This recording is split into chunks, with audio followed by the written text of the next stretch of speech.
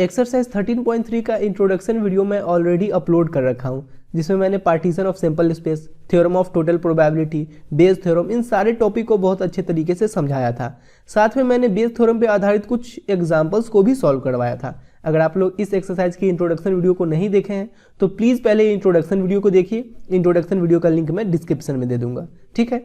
इस वीडियो में हम लोग इस एक्सरसाइज के क्वेश्चंस को सॉल्व करेंगे। बहुत आसान क्वेश्चन है। देखिए अभी हम लोग फर्स्ट क्वेश्चन को सॉल्व करेंगे। अगर आप लोग को बेस थ्योरम नहीं भी पता है फिर भी सिंपल सा लॉजिक लगाकर इस क्वेश्चन को आप लोग सॉल्व कर सकते हो।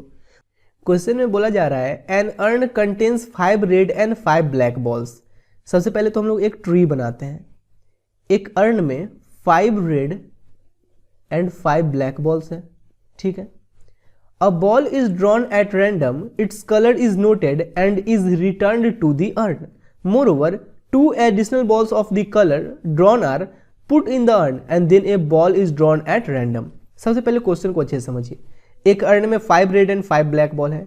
अब इस अर्न से एक बॉल रैंडमली निकाला जाता है। तो मान लेते हैं कि जो बॉल निकला होगा या तो वो रेड होगा या ब्लैक होगा, ठीक है। अब देखिए अगर रेड बॉल निकला है तो इस रेड बॉल को इस बॉक्स में फिर से डाल दिया जाएगा एंड 2 मोर रेड बॉल इसमें डाल दिया जाएगा। अगर रेड बॉल निकला है तो फिर से इस रेड बॉल को इस बॉक्स में डाल दिया जाएगा एंड 2 मोर रेड बॉल इस बॉक्स में डाल दिया जाएगा। तो अब टोटल कितना रेड बॉल हो गया बॉक्स में? टोटल रेड बॉल हो जाएगा 7 red ball and 5 black ball. उसी प्रकार से अगर ब्लैक बॉल निकला होगा तो इस ब्लैक बॉल को फिर से इस बॉक्स में डाल दिया जाएगा एंड 2 मोर ब्लैक बॉल इसमें डाल दिया जाएगा। तो यहां पे क्या हो जाएगा? रेड बॉल तो 5 ही रेड बॉल रहेगा एंड 7 ब्लैक बॉल हो जाएगा। तो क्वेश्चन में बोला जा रहा है कि what is the probability that the second ball is red. Question को पहले अच्छे से समझिए। इस बॉक्स में से एक बॉल निकाला गया है। अगर ये बॉल रेड है तो फिर से सेकंड बॉल इस बॉक्स में से निकाला जाएगा। तो उस सेकंड बॉल के रेड होने की क्या प्रोबेबिलिटी है, ये अपने लोगों से पूछा गया है। या मान लीजिए कि अगर इस बॉक्स में से बॉल निकाला गया तो वो ब्लैक है, तो फिर से सेकंड बॉल निकाला जाएगा। तो उस सेकंड बॉल के रेड होने की क्या प्रोबेबिलिटी है, ये अपने लोगों से पूछा गया है। तो देखिए यहां पे 2 इवेंट होगा, या तो ये वाला इवेंट होगा या तो ये वाला इवेंट होगा। तो सबसे पहले इस बॉक्स में से हम लोग एक बॉल निकालेंगे। तो वो बॉल अगर रेड होगा तो रेड होने की क्या प्रोबेबिलिटी है? 5/10, 5/10। अब अगर ये बॉल रेड आ गया है तो फिर से इस बॉक्स में से एक बॉल निकालना है। तो इस बॉक्स में से जो बॉल निकलेगा उसके भी रेड होने की क्या प्रोबेबिलिटी है? 7/12 इंटू यहां करेंगे 7/12, ठीक है ना। रेड एंड रेड आना चाहिए, नहीं तो ब्लैक एंड रेड आना चाहिए। तो पहले इसमें से बॉल निकाले तो उसके रेड होने की प्रोबेबिलिटी 5/10, फिर इस बॉक्स में से बॉल निकाले तो उसके रेड होने की प्रोबेबिलिटी 7/12। अब या तो ये भी इवेंट होगा या तो ये इवेंट होगा, तो प्लस का साइन लगा देंगे। अब देखिए इस बॉक्स में से अगर बॉल निकाले होंगे तो उसके ब्लैक होने की क्या प्रोबेबिलिटी है? 5/10, 5/10, ठीक है, इनटू अब फिर से सेकेंड बॉक्स से जो बॉल निकालेंगे उसके रेड होने की क्या प्रोबेबिलिटी है? 5/12, 5/12। बात समझ रहे हैं ना। या तो ये इवेंट होगा या तो ये इवेंट होगा। अगर ये इवेंट होगा तो रेड होने की प्रोबेबिलिटी ये हो गई, सेकेंड बॉल के रेड होने की प्रोबेबिलिटी ये हो गई।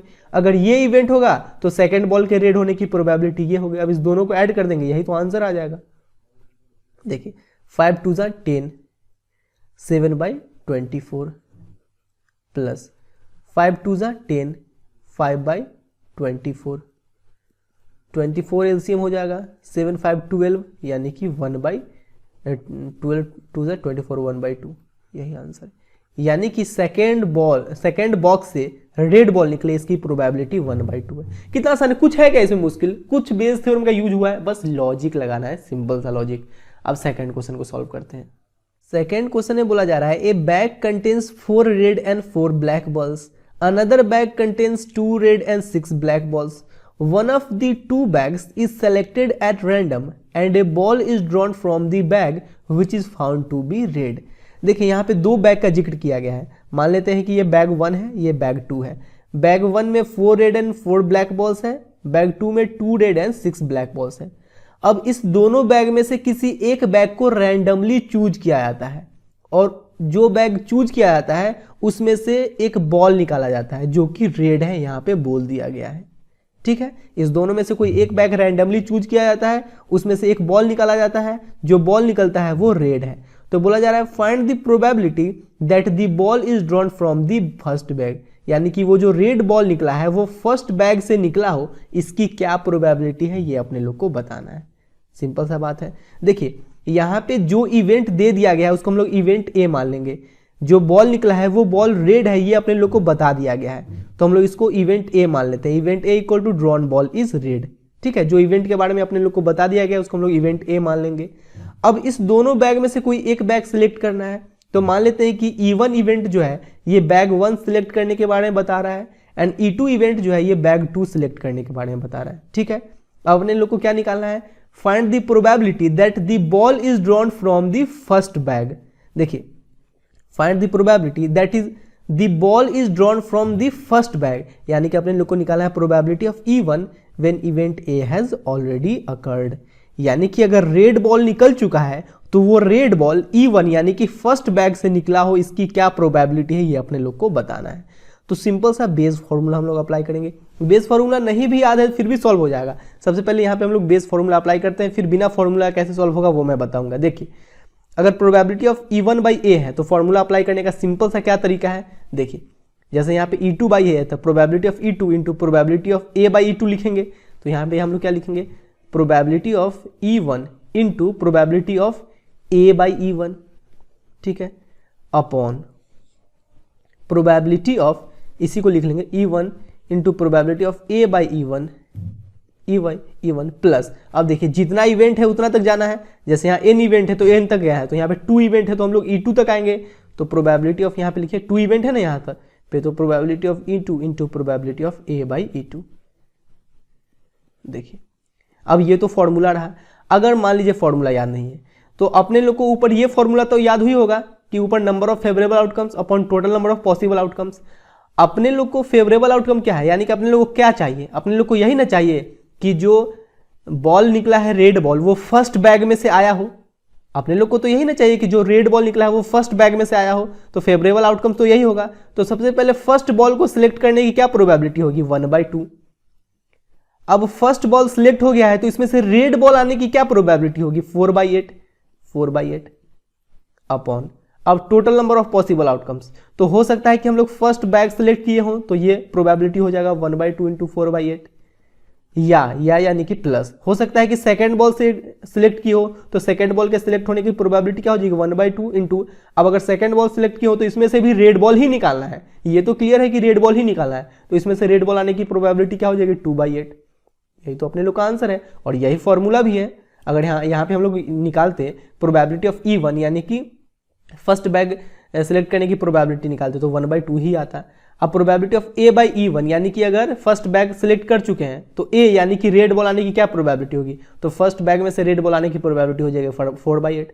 ठीक है, तो इसी प्रकार से हम लोग पुट करके आंसर निकालेंगे। देखिए कितना आसान है, 4 2 8 यानी कि ऊपर हो गया 1/4 अपॉन, अब यहाँ पे देखिए 4 2 8 तो यहाँ पे 1/4 प्लस 2 4 8 यानी कि यहाँ पे 1/8, तो ये आंसर क्या आ जाएगा 1/4 अपॉन, एलसीएम ले लेंगे तो ये 8 हो जाएगा, 4 2 8 2 + 1 3 3/8 हो गया, तो 1/4 इंटू 8/3, और भी कुछ है नहीं, 4 2 8 यानी कि 2/3, यानी कि फर्स्ट बैग में से रेड बॉल आने की प्रोबेबिलिटी हो गई 2/3। क्लियर है, आसान है, कुछ मुश्किल नहीं है। अब चलिए नेक्स्ट क्वेश्चन को सॉल्व करते हैं। थर्ड नंबर क्वेश्चन में बोला गया है, of the students in a college it is known that 60% reside in hostel and 40% are day scholars. Day scholars यानी जो स्टूडेंट हॉस्टल से बाहर रहते हैं, 60% स्टूडेंट हॉस्टल में रहते हैं, 40% स्टूडेंट डे स्कॉलर यानी हॉस्टल से बाहर रहते हैं। तो हम लोग ऐसा बोल सकते हैं कि हॉस्टल में रहने वाले स्टूडेंट की प्रोबेबिलिटी क्या है, 0.6, 60% यानी 0.6, एंड डे स्कॉलर यानी कि हॉस्टल से बाहर रहने वाले स्टूडेंट की प्रोबेबिलिटी क्या है, 0.4। ठीक है, अब आगे क्या बोला जा रहा है, previous year results report that 30% of all students who reside in hostel attain A grade and 20% of day scholars attain A grade in their annual examination। यानी कि जो स्टूडेंट हॉस्टल में रहते हैं उसका 30% A ग्रेड लाता है, तो हम लोग ऐसा बोल सकते हैं कि हॉस्टल में रहने वाले स्टूडेंट में A ग्रेड लाने की प्रोबेबिलिटी है 0.3, एंड जो स्टूडेंट हॉस्टल से बाहर रहते हैं यानी कि डे स्कॉलर वाले में A ग्रेड लाने की प्रोबेबिलिटी है 20% यानी कि 0.2। ठीक है, अब देखिए, अब बोला जा रहा है कि at the end of the year one student is chosen at random from the college and he has an A grade, what is the probability that the student is a hosteller. साल के अंत में एक student चुना जाता है जिसको A grade आता है। तो स्टूडेंट को ए ग्रेड आया है ये अपने लोग को बता दिया गया है, यानी कि जिस इवेंट के बारे में अपने लोग को बता दिया गया है उसको हम लोग इवेंट ए मान लेंगे। तो यहाँ पे लिख लेंगे event A equal to student has an A grade. अब यहाँ पे या तो स्टूडेंट हॉस्टल में से चूज किया जाएगा या स्टूडेंट डे स्कॉलर में से चूज किया जाएगा। तो हम लोग मान लेते हैं कि इवेंट E1 जो है ये स्टूडेंट जो हॉस्टल में से चूज किया गया है, यानी कि जो स्टूडेंट हॉस्टल में रहता है उसका इवेंट है। एंड इवेंट E2 जो है जो हॉस्टल से बाहर रहता है, यानी कि जो डे स्कॉलर है उसका इवेंट है। ठीक है, आपने लोग को बोला गया है कि what is the probability that the student is a hosteller, यानी कि क्या प्रोबेबिलिटी है कि जो एक स्टूडेंट को चूज किया गया है जिसको ए ग्रेड आया है वो हॉस्टल से रहा हो। तो अपने लोग को यही ना निकालना है प्रोबेबिलिटी ऑफ E1 बाई ए, यानी कि अगर स्टूडेंट को ए ग्रेड आ गया है तो क्या प्रोबेबिलिटी है कि वो स्टूडेंट हॉस्टल में रह रहा हो, यही अपने लोग को निकालने के लिए बोला जा रहा है। तो यहाँ पे हम लोग लिखेंगे क्या, फॉर्मूला अप्लाई करेंगे बेस थ्योरम का, probability of E1 into probability of E1 by A है तो यहाँ पे उल्टा हो जाएगा ए बाई E1। अब देखिए नीचे क्या लिखेंगे, इसी को लिख लेंगे probability of E1 into probability of A by E1 plus यहाँ कर देंगे probability of E2 into probability of A by E2। अब देखिए प्रोबेबिलिटी ऑफ E1 यानी कि हॉस्टल में रहने वाले स्टूडेंट की क्या प्रोबेबिलिटी है 0.6 into probability of A by E1, यानी कि अगर एक स्टूडेंट को हॉस्टल में से चूज कर लिया गया है तो क्या प्रोबेबिलिटी है कि उसको ए ग्रेड आया हो। तो हॉस्टल में रहने वाले स्टूडेंट में ए ग्रेड लाने की प्रोबेबिलिटी क्या है 0.3, तो 0.3। अब नीचे भी लिख लेंगे 0.6 इंटू 0.3 प्लस अब प्रोबेबिलिटी ऑफ E2 यानी कि डे स्कॉलर यानी हॉस्टल से बाहर रहने वाले स्टूडेंट की क्या प्रोबेबिलिटी है 0.4 into probability of A by E2, यानी कि जो स्टूडेंट हॉस्टल से बाहर रहते हैं उसमें ए ग्रेड लाने वालों की क्या प्रोबेबिलिटी है 0.2, तो 0.2। अब इसको सॉल्व कर लेंगे, यही अपने लोग का आंसर हो जाएगा। तो देखिए 0.6 इंटू 0.3 0.18 अपॉन 0.18 प्लस 0.08, तो ये क्या हो जाएगा 0.18 अपॉन ये हो जाएगा 0.26, पॉइंट से पॉइंट कैंसिल, 2 9 18 2 13 26, 9/13, यानी कि अगर किसी स्टूडेंट को ए ग्रेड आया है तो वो हॉस्टल से रहा होगा, उसकी प्रोबेबिलिटी है 9/13। ठीक है, क्वेश्चन नंबर 4 में बोला जा रहा है in answering a question on a multiple choice test a student either knows the answer or guesses. एक मल्टीपल चॉइस क्वेश्चन का आंसर देना है, तो हो सकता है कि किसी स्टूडेंट को उस मल्टीपल चॉइस क्वेश्चन का आंसर पता हो, या हो सकता है कि वो स्टूडेंट उस मल्टीपल चॉइस क्वेश्चन का आंसर गेस करके दिया हो। ठीक है, तो यहाँ पे दो इवेंट है। इवेंट E1 में हम लोग मान लेते हैं कि स्टूडेंट को मल्टीपल चॉइस क्वेश्चन का आंसर पता होगा। इवेंट E2 में हम लोग मान लेते हैं कि वो मल्टीपल चॉइस क्वेश्चन का आंसर गेस करके दिया होगा। ठीक है, let 3/4 be the probability that he knows the answer. उस स्टूडेंट को आंसर पता होने की प्रोबेबिलिटी क्या है 3/4, तो हम लोग ऐसा भी बोल सकते हैं कि PE1 हो जाएगा 3/4, आंसर पता होने की probability 3/4 and 1/4 be the probability that he guesses, उसके द्वारा गेस करने की प्रोबेबिलिटी क्या है 1/4, तो हम लोग ऐसा भी बोल सकते हैं PE2 इक्वल टू हो जाएगा 1/4। ठीक है, अब बोला जा रहा है assuming that a student who guesses at the answer will be correct with probability 1/4, what is the probability that the student knows the answer given that he answered it correctly. देखिए यहाँ पे बोल दिया गया है कि given that he answered it correctly, यानी कि आंसर के करेक्ट होने के बारे में अपने लोग को बता दिया गया है। तो जिस इवेंट के बारे में अपने लोग को बता दिया गया है उसको हम लोग इवेंट ए मान लेंगे। Event A equal to answered correctly. यहाँ पे बोला जा रहा है assuming that a student who guesses at the answer will be correct with probability 1/4, यानी कि P A/E2 इक्वल टू है 1/4। A/E2 क्यों लिखे हैं, सबसे पहले तो वो आंसर गेस करेगा, फिर बाद में ना पता चलेगा कि आंसर करेक्ट है या नहीं। तो जो इवेंट हो चुका है उसको हम लोग नीचे लिखेंगे, तो आंसर गेस करने का इवेंट हो चुका है यानी कि E2 हम लोग नीचे लिख लेंगे, फिर बाद में पता चला कि वो आंसर सही है यानी कि A को हम लोग ऊपर लिख लेंगे। तो PA/E2 इक्वल टू क्या है 1/4। अगर वो गेस करके आंसर दिया हो और वो आंसर सही है, इसका प्रोबेबिलिटी है 1/4। तो बोला जा रहा है कि what is the probability that the student knows the answer given that he answered it correctly, यानी कि अपने लोग को निकालना है प्रोबेबिलिटी ऑफ E1/A, यानी कि अगर आंसर सही है तो क्या प्रोबेबिलिटी है कि आंसर उसको पता रहा होगा। तो सिंपल सा formula, probability of E1 into, यहाँ पे उल्टा कर लेंगे, probability of A/E1 upon probability of E1 into probability of A/E1 plus probability of E2 into probability of A/E2। ठीक है, अब इसको सॉल्व करते हैं। देखिए प्रोबेबिलिटी ऑफ E1 क्या है, 3/4 है, इंटू प्रोबेबिलिटी ऑफ A/E1 क्या होगा। A/E1 कहने का मतलब कि स्टूडेंट को अगर आंसर पता है तो आंसर सही देने की प्रोबेबिलिटी क्या है। सिंपल सा एक बात बताइए, अगर आंसर पता है तो आंसर सही देने की प्रोबेबिलिटी तो 1 होगा ना, सिंपल सा बात है। यहाँ भी लिख लेंगे 3/4 into 1 plus probability of E2 क्या है, 1/4, तो 1/4। प्रोबेबिलिटी ऑफ A/E2 क्या है, 1/4, तो 1/4।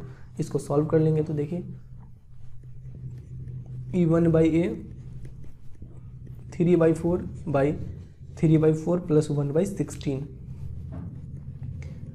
अब यहाँ पे एलसीएम लेंगे तो ये 16 हो जाएगा, ये हो जाएगा 4 4 से 16 12 प्लस 1 यानी कि हो गया 3/4 इंटू 16/13, तो 4 4 से 16, ये हो गया 12/13। यही अपने लोग का answer.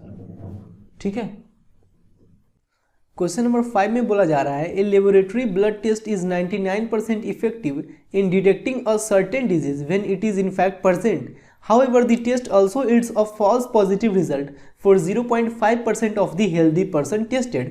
That is, if a healthy person is tested, then with probability 0.005, the test will imply he has the disease. If 0.1% of the population actually has the disease, what is the probability that a person has the disease given that his test result is positive? देखिए question बोलना क्या चाह रहा है, सबसे पहले उसको समझते हैं। क्वेश्चन में बोला जा रहा है कि अगर किसी बीमार आदमी का ब्लड टेस्ट किया जाए तो 99% चांस है कि उसका रिपोर्ट पॉजिटिव आए, यानी कि 99% चांस है कि मशीन भी उस बीमार आदमी को बीमार ही बताए। तो अगर किसी बीमार आदमी का ब्लड टेस्ट किया जा रहा है तो मशीन द्वारा उसको बीमार बताने की प्रोबेबिलिटी क्या होगी, 99%, यानी कि 0.99। लेकिन 0.01 ये भी तो प्रोबेबिलिटी है कि मशीन उस बीमार आदमी को हेल्दी भी बता सकती है, मशीन उस बीमार आदमी का रिपोर्ट निगेटिव कर दे, ये भी तो प्रोबेबिलिटी हो सकता है ना। अब देखिए, अब वो उसी प्रकार से बोला जा रहा है कि अगर किसी हेल्दी पर्सन का ब्लड टेस्ट किया जाए तो 0.5% चांस है कि मशीन उसको भी बीमार बता दे, यानी कि 0.5% ये भी प्रोबेबिलिटी है कि अगर किसी हेल्दी आदमी का ब्लड टेस्ट किया जाए तो उसका रिपोर्ट पॉजिटिव आए, यानी कि हेल्दी आदमी के रिपोर्ट पॉजिटिव आने का प्रोबेबिलिटी क्या है, 0.5%, यानी कि 0.005, यही ना होगा, 0.005। यहाँ तक समझ में आया कि नहीं, पहले ये बताइए। ठीक है, अब अगर किसी हेल्दी आदमी का ब्लड टेस्ट किया जाता है तो 0.005 प्रोबेबिलिटी है कि मशीन उस हेल्दी आदमी को भी बीमार ही बता दे, लेकिन 0.995 ये भी तो प्रोबेबिलिटी है कि मशीन उस हेल्दी आदमी को हेल्दी ही बताए। यहाँ तक कोई दिक्कत नहीं, बस क्वेश्चन ये बोलना चाह रहा है, अच्छे समझ में आ गया। अब बोला जा रहा है कि if 0.1% of the population actually has the disease, what is the probability that a person has the disease given that his test result is positive. देखिए यहाँ पे जो दे दिया गया है, यहाँ पे बोला गया है कि टेस्ट रिजल्ट पॉजिटिव है, तो जिस इवेंट के बारे में अपने लोग को बता दिया गया है उस इवेंट को हम लोग इवेंट ए मान लेंगे, A equal to test result is positive. E1 मान लेते हैं कि person has the disease. Event E2 में मान लेते हैं कि आदमी के पास कोई बीमारी नहीं होगा। अब यहाँ पे बोला गया है 0.1% आदमी के पास सही में कोई ना कोई बीमारी है, यानी कि बीमार आदमी का प्रोबेबिलिटी क्या है, हम लोग E1 माने हैं ना बीमार आदमी को, तो प्रोबेबिलिटी ऑफ E1 क्या है, 0.1%, यानी कि नीचे 100, यानी कि ये क्या हो जाएगा 0.001, यही ना हो जाएगा 0.001, यानी कि प्रोबेबिलिटी ऑफ E1 क्या है 0.001। तो प्रोबेबिलिटी ऑफ E2 क्या हो जाएगा 1 माइनस 0.001, इसको नीचे लिख लेते हैं। प्रोबेबिलिटी ऑफ E1 है 0.001, प्रोबेबिलिटी ऑफ E2 क्या है 0.0, E2 क्या हो जाएगा 1 माइनस 0.001, 1 माइनस 0.001। अगर ये प्रोबेबिलिटी है बीमार आदमी का तो 1 माइनस 0.001 यानी कि 0.999, ये प्रोबेबिलिटी है हेल्दी आदमी का जिसके पास कोई बीमारी नहीं है। अब अपने लोग को बोला जा रहा है कि what is the probability that a person has the disease given that his test result is positive. अगर बता दिया गया है कि किसी आदमी का टेस्ट रिजल्ट पॉजिटिव है तो उसके पास बीमारी होगा ही, इसका क्या प्रोबेबिलिटी है। आपको बताया है ना कि अगर किसी का कोई हेल्दी आदमी है फिर भी वो बीमार घोषित हो सकता है, और कोई किसी आदमी के पास बीमारी है तो मशीन तो 0.99 प्रोबेबिलिटी है ही कि उसको बीमार बता दे। लेकिन अगर किसी आदमी के पास कोई बीमारी नहीं है फिर भी हो सकता है कि मशीन उस आदमी को बीमार बता दे। तो यहाँ पे पहले बोल दिया गया है कि अगर किसी आदमी का टेस्ट रिजल्ट पॉजिटिव आया है, यानी कि हम लोग नीचे जो इवेंट हो चुका है उसको नीचे लिख लेंगे, तो बोला जा रहा है कि क्या प्रोबेबिलिटी है कि उस आदमी के पास सही में कोई ना कोई बीमारी रहा ही हो। तो हम लोग अपने लोग को निकालना क्या है, प्रोबेबिलिटी ऑफ E1/A, यही ना निकालना है कि अगर किसी आदमी का टेस्ट रिजल्ट पॉजिटिव है तो क्या प्रोबेबिलिटी है कि उस आदमी के पास सही में कोई ना कोई बीमारी रहा ही हो। तो इसको हम लोग कैसे सॉल्व करेंगे, देखिए ऊपर में लिखेंगे PE1 इंटू, यहाँ पे E1/A है तो यहाँ पे A/E1 हो जाएगा। अब इसी बात को हम लोग नीचे भी लिख लेते हैं, बात को ध्यान से समझिएगा, प्लस अब probability of E2 into probability of A/E2। ठीक है, अब देखिए इसको सॉल्व करते हैं। Probability of E1/A equal to, probability of E1 क्या है 0.001 इंटू प्रोबेबिलिटी ऑफ A/E1, यानी कि किसी आदमी A/E1 कहने का मतलब क्या है कि इवेंट E1 हो चुका है, यानी किसी आदमी को बीमारी है तो A यानी कि उसका रिजल्ट सही में पॉजिटिव है, इसका क्या प्रोबेबिलिटी है। तो देखिए किसी आदमी को बीमारी है तो उसका रिजल्ट पॉजिटिव आने का प्रोबेबिलिटी क्या है 0.99, तो ऊपर हम लोग रख लेंगे 0.99। ठीक है, अब यहाँ भी 0.001 into 0.99 plus probability of E2 क्या है, यह 0.999999 into probability of A/E2। A/E2 कहने का मतलब कि किसी आदमी के पास कोई बीमारी नहीं है, यानी कि वो हेल्दी आदमी रहा होगा फिर भी क्या प्रोबेबिलिटी है कि उसको उसका रिजल्ट पॉजिटिव आया हो। A/E2 का मतलब यही है। तो कोई आदमी के पास बीमारी नहीं है, वो हेल्दी है, फिर भी 0.005 प्रोबेबिलिटी है, 0.005 प्रोबेबिलिटी है कि उसका रिजल्ट पॉजिटिव आए, यानी कि किसी हेल्दी आदमी को भी बीमार घोषित करने का प्रोबेबिलिटी यही है। तो यहाँ पे A/E2 का मतलब यही ना हुआ, नीचे E2 है, यानी कि ये अपने लोग को पता है कि आदमी हेल्दी है। E2 तो हेल्दी के लिए है ना, तो ये पता है कि अपने लोग को ये बात पता है कि आदमी हेल्दी है। और ऊपर A है, यानी कि उस हेल्दी आदमी का रिपोर्ट पॉजिटिव है, इसका क्या प्रोबेबिलिटी है, तो यहाँ पे 0.005। अच्छा, पॉजिटिव निगेटिव में तुम लोग कंफ्यूज मत हो जाना। पॉजिटिव यानी कि उसके पास बीमारी है, निगेटिव यानी कि उसके पास कोई बीमारी नहीं है। ठीक है, तो इसमें कंफ्यूज बिल्कुल मत होना। अब इसको सॉल्व करते हैं। अब देखिए इस दोनों को मल्टीप्लाई करेंगे तो ये हो जाएगा 99, यहाँ 2 डिजिट बाद पॉइंट है, यहाँ 3 डिजिट बाद पॉइंट है, तो टोटल 5 डिजिट बाद पॉइंट हो जाएगा। ठीक है ना, ये हो जाएगा 0.00099 अपॉन यहाँ भी हो जाएगा 0.00099 प्लस, अब 5 को 999 से मल्टीप्लाई करेंगे तो 5 9 45 कैरी 4, 5 9 45 49, 5 9 45 4 49। ठीक है, यहाँ 3 डिजिट, यहाँ 3 डिजिट, 6 डिजिट, 2 4 6। ठीक है, ये हो गया। अब देखिए probability of E1/A equal to क्या हो गया 0.00099 अपॉन, इस दोनों को अगर ऐड कीजिएगा, इस दोनों को ऐड कीजिएगा तो ये हो जाएगा 0.00598 इस दोनों को ऐड कर लीजिएगा। ठीक है, अब देखिए ऊपर 2 4 5 डिजिट बाद पॉइंट है, नीचे 2 4 6 डिजिट पॉइंट है, तो पॉइंट घटाएंगे तो ऊपर एक 0 आ जाएगा, 10 हो जाएगा ऊपर। अब देखिए ऊपर हो गया 990 अपॉन 5985। अब इसको कैंसिल करेंगे 5 से तो 5 1 जा 5, 5 9 जा 45, 5 8 जा 40। इसको कैंसिल करेंगे 5 से तो 5 1 जा 5, अब यहाँ पे 5 1 जा 5, यहाँ पे बचा 4, तो 5 9 जा 45, यहाँ पे 3, तो 5 7 जा 35। अब इसको 9 से कैंसिल करेंगे, 9 2 जा 18, फिर 9 2 जा 18, 9 से इसको कैंसिल करेंगे तो 9 1 जा 9, 9 3 जा 27, 9 3 जा 27, यानी कि 22/133, यही अपने लोग का आंसर। ठीक है।